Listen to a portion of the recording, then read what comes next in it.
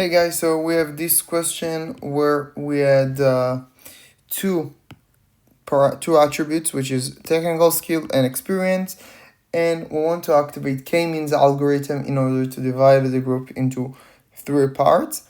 Okay, so the first thing we see is maybe we have here two groups, okay, which is this one and this one. So in my opinion, it's pretty easy or obvious to see, but it may not. So the first thing we did before we did anything, we just plot all the values and mark the anchor points.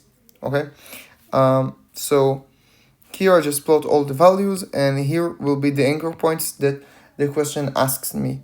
Okay, so now I just added like an X on the anchor points. Okay, it's just for it to be clear.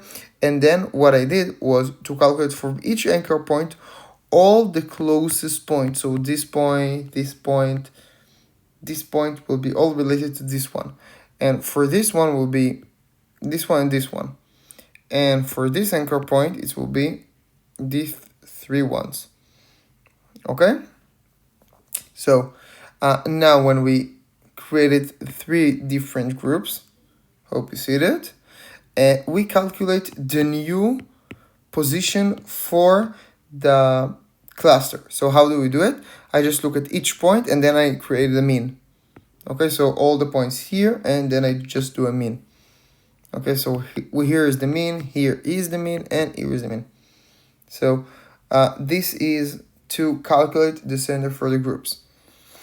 Now, we were asked show the target value for the k-means algorithm. Try to minimize for this separation after one iteration. So the value that k-means is trying to minimize is this one, okay, which is the sum of distances.